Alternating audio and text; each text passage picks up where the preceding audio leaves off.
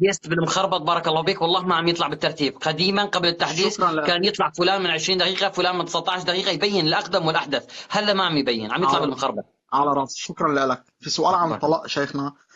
انا من تقريبا من شي 9 شهور طلقت، بس مرتي يعني ضلت تصر على طلاق، ضلت سنتين تصر على انه طلقها طلقها طلقها.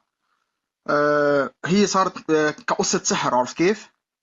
المهم، طلقتها، رحت جبت 2 شهود طلقتها، بس طلقتها يعني 3 طلقات، بس ما قلت 3 طلقات، خلص قلت يعني طالق ب3 مثل ما بنقول. تمام؟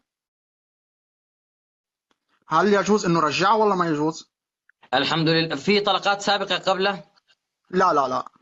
الحمد لله والصلاة والسلام على رسول الله، وبعد. بشهود ولا بغير شهود؟ الطلاق واقع واقع واقع. يعني هب انه انسان كان قاعد هو وزوجته لحاله، كان عم يمزح معها، قال لها انه انت طالق، فطلاقه واقع ولا يسأل عن نيته. هب انه انسان قال لزوجته انت طالق بالثلاثة ولا انت طالق بالمليون، عند ابن عباس تقع تطليقة واحدة.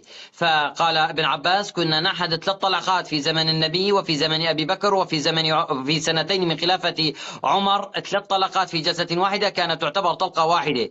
فلما كان عمر بن الخطاب رأى أن الناس تستعجل في أمر كان لهم فيه إناء، قال لو أمضيناه عليهم فمضاه عليهم عمر، فجعل عمر 3 طلقات في جلسة واحدة تعتبر 3 طلقات، وكذا ذهب الجمهور. لكن في هذه المسألة أختار قول ابن عباس أنه 3 طلقات في جلسة واحدة تعتبر طلقة واحدة، والله أعلم. يعني هلا بإمكانك يجوز انه انا ترجع. ارجع؟ يعني هلا بما انه يجوز انه صار ارجع اخي، مرتي؟ بما انه انت طلقت زوجتك طلاق اول، فبامكانك ترجعها، لكن هون صار مضت ال3 حيضات تبعها، لانه انت عم تحكي انه صار لها 9 شهور، ففي هذه المساله ما بتقدر ترجعها الا بموافقتها وموافقه ولي امرها وشاهدين وعقد جديد ومهر جديد، كانك تتقدم على وحده جديده وتحسب عليك تطليقه. بارك الله فيك شيخنا، شكرا لك. وانت السلام عليكم. بمثل. وعليكم السلام، تفضل اخي الموجود معنا. السلام عليكم. وعليكم السلام ورحمه الله وبركاته. الصلاة جماعة، واحد بده يقصر وواحد بده يصلي عادي، مين بأم الثاني؟